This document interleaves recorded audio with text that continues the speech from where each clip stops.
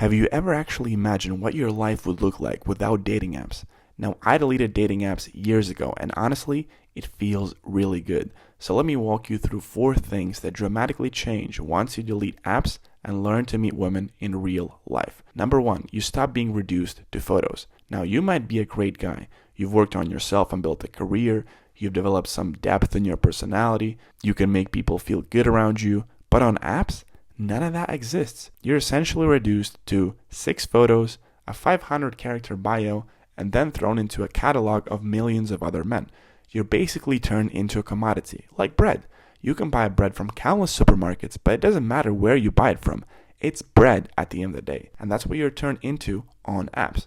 And it feels awful because you know there's more to you than that. You have a certain kind of personality, certain kind of presence, certain kind of vibe, but the app doesn't allow you to show that. In real life, though, you can show that. You get to show the full amplitude of who you are. And not being turned into a commodity feels pretty damn good. Number 2, you stop being ignored.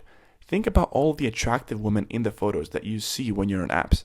You swipe right to them and hope that some of them will turn into a match, but usually they don't. And then you kind of start to feel like a ghost. You see women, but they don't really see you. Then you get a match and spend all your cognitive abilities to come up with a perfect opener and then get ignored.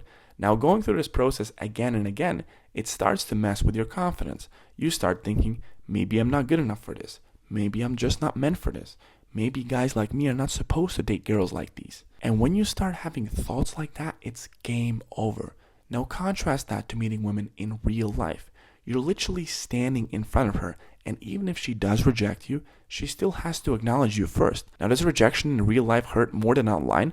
Sure, but it's nothing compared to the frustration of being ignored for months or even years by random women online who don't even know the slightest thing about you.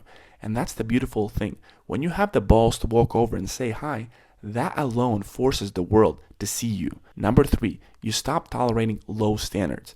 An average guy on apps gets 2 dates per year. That's 1 date every 6 months. So when you do get a date, you're going on that fucking date even if you're not that excited. Then you go on that date and of course it's pretty boring, but you don't want to wait another 6 months. So you tell yourself, well, she's not that bad. And every time you do that, every time you drop your standards because of your lack of options, you reinforce the identity of being exactly the type of guy who you're saying you don't want to be. The guy that settles. And you're sort of forced to do that on apps because it's the women that choose men. An average girl will have her phone full of matches while an average guy will look like a street beggar waiting for a lucky handout. In real life though, it's different because you're the one that's choosing to go talk to her. It's much more difficult to have standards when you're the one being picked and no one has picked you for a very long time. Number 4, you get control back. One of the biggest reasons apps feel frustrating is the total lack of control you have over who and how many people see your profile.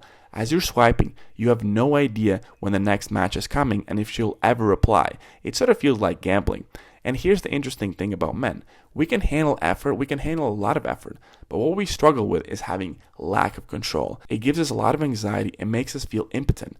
By contrast, in real life, you have 100% control over whom you talk to and how many conversations you're having that day. You become the algorithm. That alone reduces anxiety massively. Now here's the $1,000,000 question. If all of this is true, then why do most men still choose apps over meeting women in real life? And the answer is that nothing in this life is free and everything of value has a price. And here that price is discomfort. You have to go outside and put yourself out there. You have to face fear. You have to learn a new skill. And honestly, it's very uncomfortable in the beginning.